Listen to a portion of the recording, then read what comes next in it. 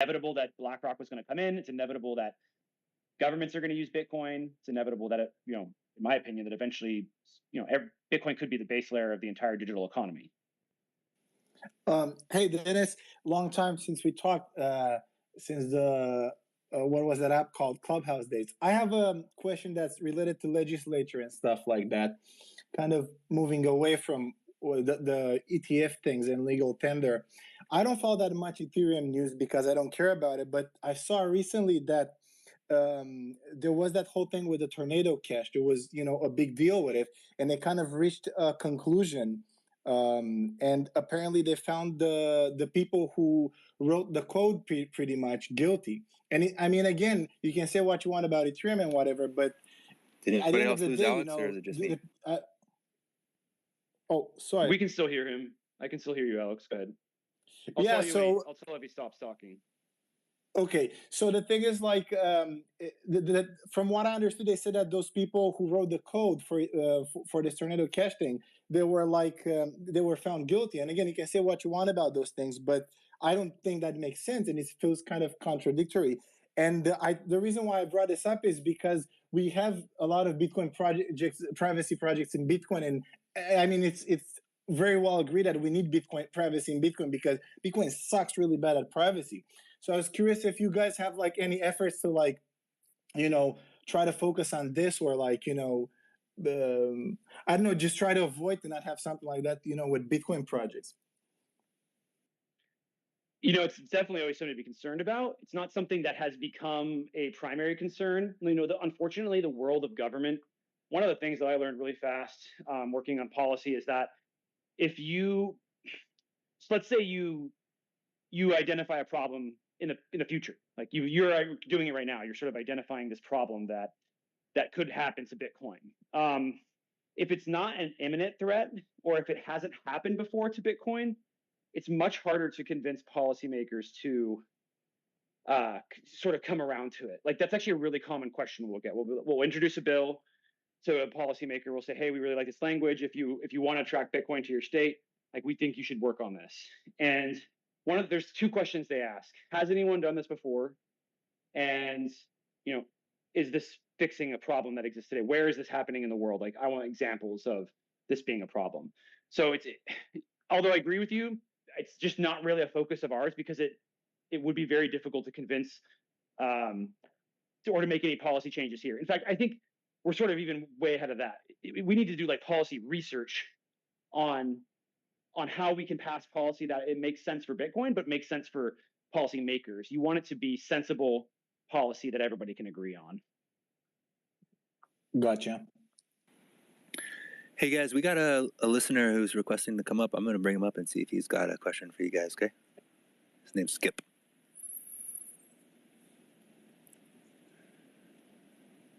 What's Skip? Hey Skip, how's it going? Great, how are y'all?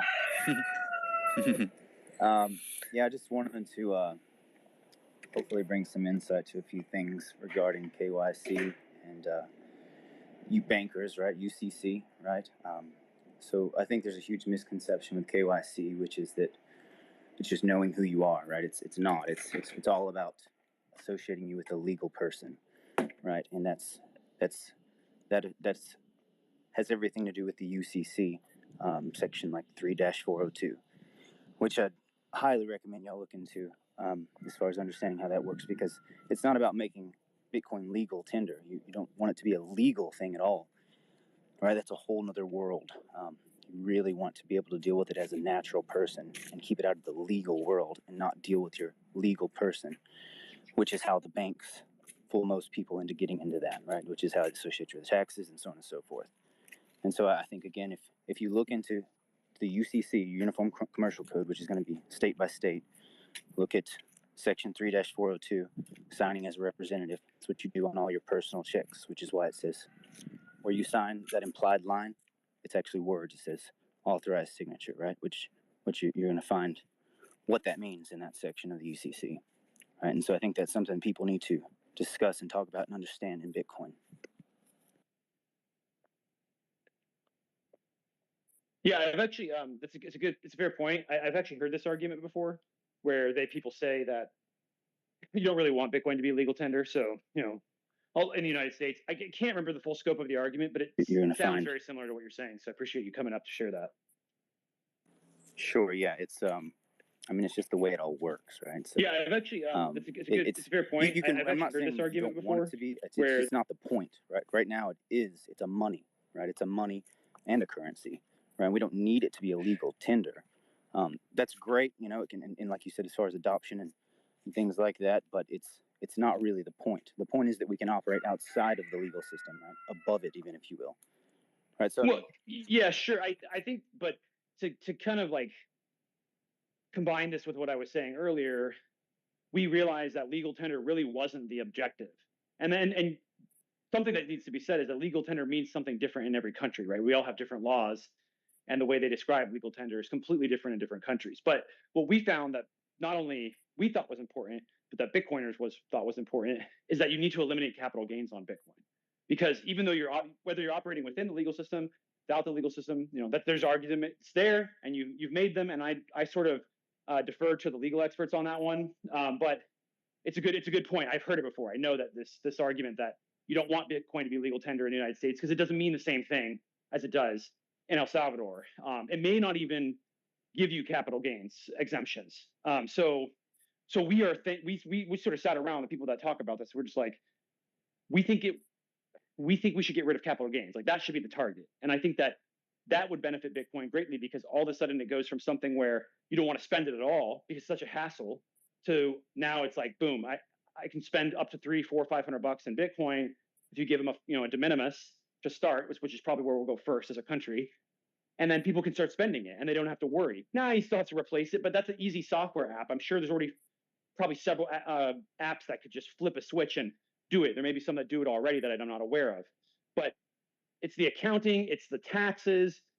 That's the main reason why nobody wants to use Bitcoin as money in the United States. And I think that's the main goal, should be the main goal of anybody in policy, to eliminate that.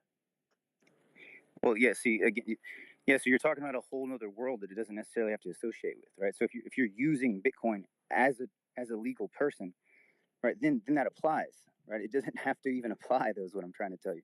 Well, I think we're all you don't trying to have to be take my word legal for it. persons in the sense that we try to follow the law, and yeah, sure, you could go spend Bitcoin and No, it's not. report your taxes, but I think most people, in the United States are trying to most people are trying to follow the law. Yes, so again, you're talking about two different things. The law versus legality is not the same thing at all, right? There's levels of the law, right? It's a whole other set of law, right? You're talking about so again, you're talking about a legal person. You're conflating legal and lawful, right? And so again, you don't have to take my word for it. Just go read the UCC, right? Again, section 3-402. You can go read it right now, and then go look at your checkbook and see how it's associating you. You're a representative of a legal person. Person does not mean what you think it means, right? You're a natural person, and you represent a legal person. This is how the banks are fooling everyone, right? I think a lot of Bitcoiners get this. I'm just confused though. Are you disagreeing that getting rid of capital gains is a good thing? I'm not sure. I thought that was sort of my point, but you're getting into legal theory here, and it's not legal theory. It's not legal theory at all. It is legal theory when people don't understand what you're talking about. I mean, I've had these conversations with people, and most people don't understand the difference of what you're trying to explain, especially some people in the room who are not 100% fluent in English. So maybe we should keep it a little lower level, is all I'm saying. That's why I'm saying to you. Do you think that it's a good idea to get rid of capital gains? That's sort of the point. The capital gains tax? Well, first of all, the capital gains on Bitcoin. Tax. The capital gains tax in the U.S., you can have as little as 0 if it's long-term capital gains tax, right? So I don't think that's the big issue. Again, if you use it correctly and you understand these things, and yes, I'm not talking about theory. You can literally go read that section. It's very easy to understand. And then go see how it's directly affiliated with your checks and your bank account, so on and so forth, and how they're luring you into acting as a legal person. Do you see what I'm saying? And I'm saying that Bitcoin is a tool that allows you to not do that. If we try to rope it into that world, you have missed the point.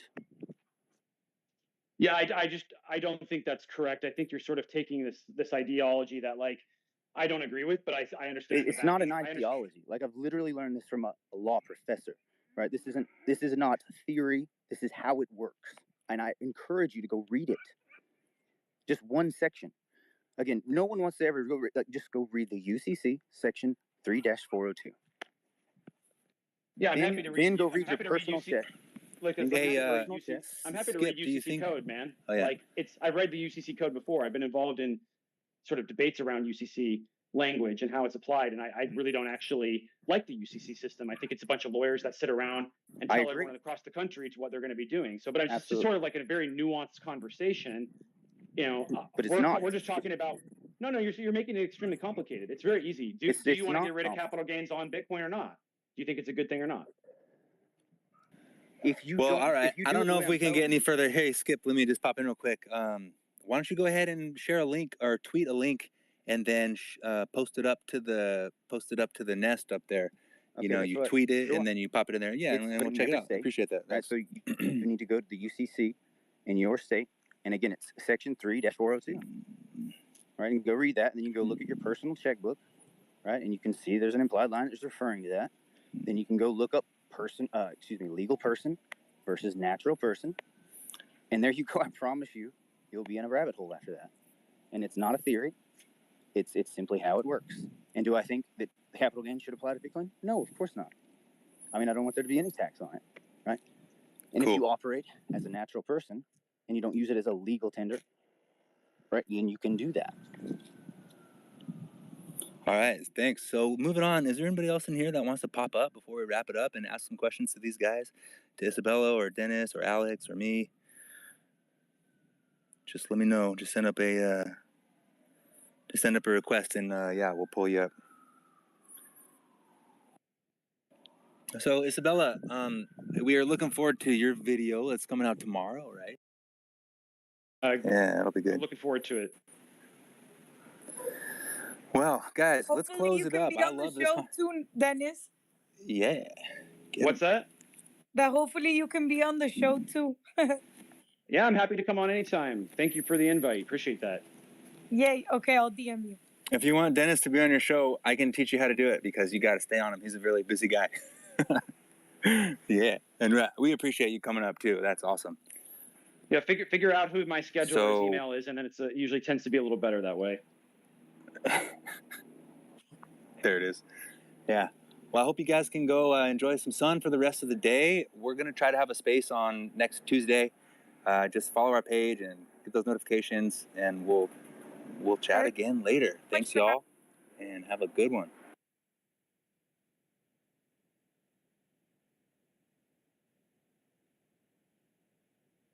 And also, for everybody that popped in that wants something free from the shop, just send me a DM. I'll get you that discount code, 100% off.